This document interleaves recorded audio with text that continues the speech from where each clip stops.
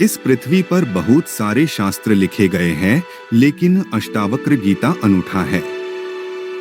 वेद और उपनिषद भी इसके सामने कमजोर लगते हैं। गीता में भी ऐसा गौरव नहीं है जो अष्टावक्र गीता में है। इतना शुद्ध और निर्मल वक्तव्य समय और काल के अतीत पृथ्वी पर दूसरा नहीं है।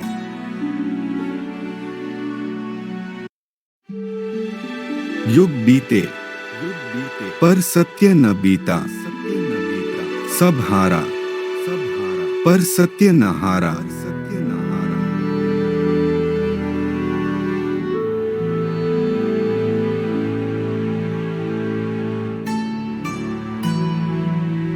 अष्टावक्र जी के नाना उद्दालक थे और वे वेदों के प्रकांड पंडित थे। कहोड़ उद्दालक के शिष्य थे और अपनी बुद्धिमत्ता से उन्होंने अपने गुरु का हृदय जीत लिया था। ऋषि उद्दालक ने कहोड़ की बुद्धिमत्ता को देख के अपनी कन्या सुजाता का विवाह कहोड़ से कर दिया। एक दिन ऐसा हुआ कि महर्षि कहोड़ वेद के किसी मंत्र का उच्चारण बता रहे थे। तभी सुजाता के गर्भ से आवाज आती है, आप गलत मंत्र को पढ़ा रहे हो। इतना सुनकर महर्षि कहोड़ को गुस्सा आ जाता है और वह अपने अजन्मे पुत्र को ही श्राप दे देते हैं कि जाओ तुम 8 जगह से टेढ़ा पैदा होगे। जब जनक राजा के दरबार में विशाल शास्त्रार्थ रचा गया, तब महज अष्टावक्र 12 वर्ष के थे और उनके पिता वंदिन नामक पंडित से करीबन हार चुके थे। जनक राजा ने विजेता को बहुत बड़ा इनाम रखा था। जब अष्टावक्र अचानक से दरबार में पहुंचे तो सब पंडित उसका 8 अंगों से टेढ़ा मेढ़ा शरीर देख के हंसने लगे।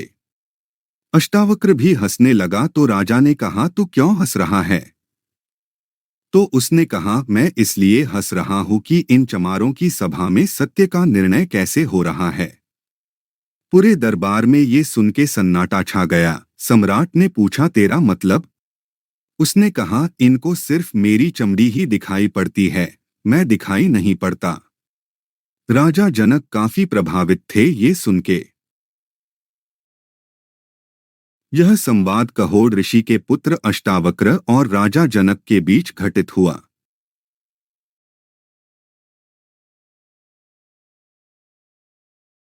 अष्टावक्र जी की उपदेश से जनक जी को आत्मा का साक्षात्कार हुआ। तब राजा जनक जी अपने चैतन्य स्वरूप बोध को प्रकट करके कहते हैं कि जो अपने स्वरूप में स्थित होकर शांत है वो योगी के लिए न तो विक्षेप है और न ही एकाग्रता, न ही उच्च कोटि का उसके लिए ज्ञान है और न ही अज्ञान है, न उसके सुख है और न उसके लिए दुहक है।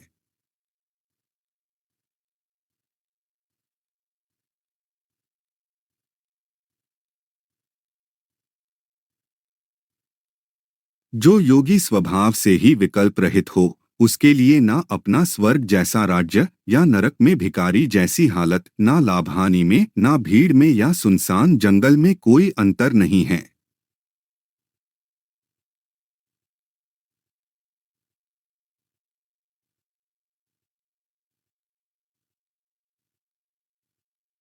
मैंने यह कर लिया और मेरा यह कार्य शेष है।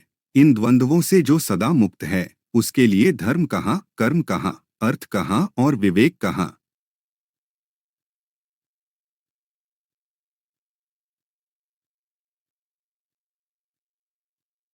जीवन मुक्त योगी के लिए ना कुछ कर्तव्य है और न ही उसके हृदय में कोई अनुराग है। जैसे भी जीवन है वैसे ही उसने उसे स्वीकार कर लिया है।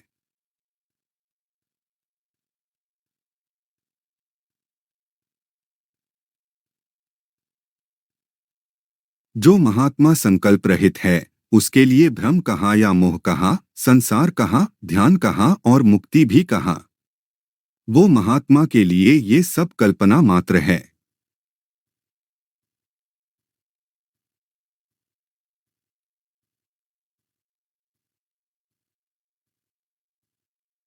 जिसने इस संसार को वास्तव में देखा हो और वह यह कहे कि यह है ही नहीं, तो वो कामना रहित, इच्छा रहित और संकल्प रहित है, और वह तो इस संसार को देखते हुए भी नहीं देखता है।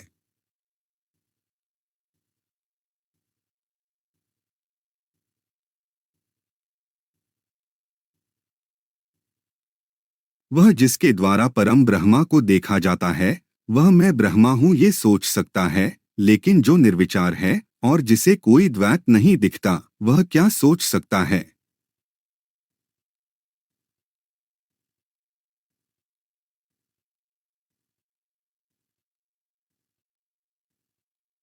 जिसे भीतर की व्याकुलता दिखती है, वह उसे समाप्त कर सकता है, लेकिन उस परम तत्व को जानने वाला सज्जन विचलित नहीं होता। जब पाने को कुछ है ही नहीं, तो वह क्या कर सकता है?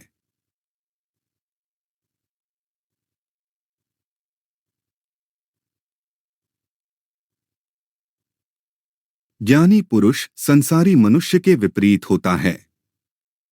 वो संसारी मनुष्य की भांति रहते हुए भी अपने में आंतरिक स्थिरता, व्याकुलता या दोष नहीं देखता।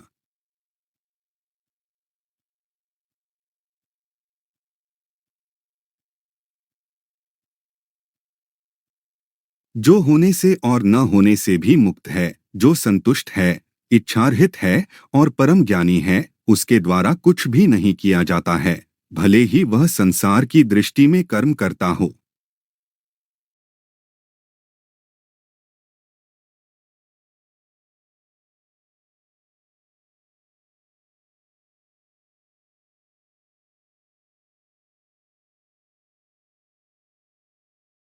अष्टावक्र कहते हैं कि जो भी आपको दिख रहा है इस संसार में, इसको अगर आप साक्षी भाव से देखेंगे तो मन की तरंगे नष्ट हो जाएंगी।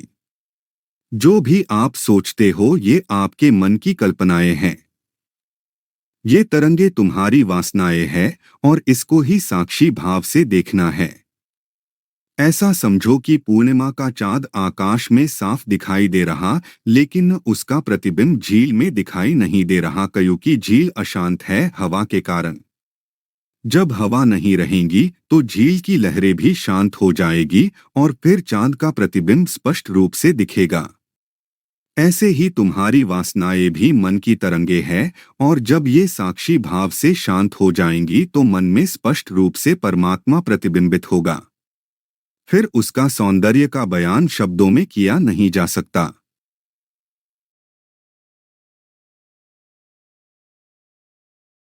अष्टावक्र कहते हैं कि इसी क्षण, अभी और यही परमात्मा के दर्शन हो सकते हैं। यदि तू देह को अलग करके चैतन्य में विश्राम करता है, तो जो विश्राम में अपनी चेतना को ठहरा देता है, उसके लिए परमात्मा अभी के अभी है, वो मिला ही हुआ है, उसे कहीं भी ढूंढने की जरूरत नहीं है। जिसे तुम निरंतर खोज रहे हो वो कभी खोया ही नहीं है, वो तो तुम में सदा के लिए है। उसे तुम कहाँ ढूंढ रहे हो, वो तुम्हारा स्वभाव ही है। जरा झांक के तो देखो अपने अंदर।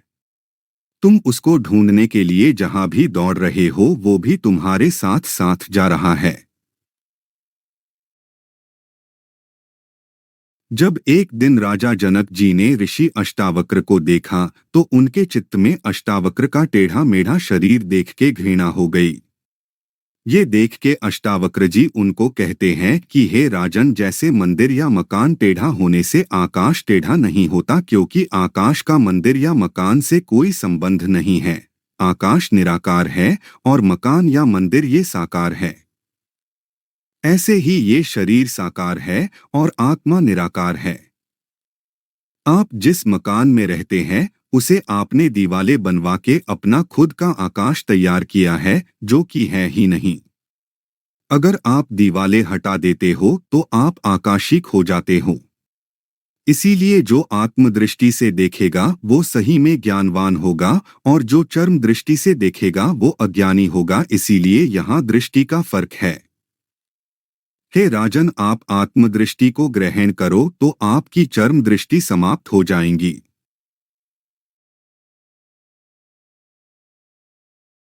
अगर आपको यह चैनल पसंद आया हो तो कृपया इसे सब्सक्राइब करें, शेयर करें और कमेंट करना ना भूलें। धन्यवाद।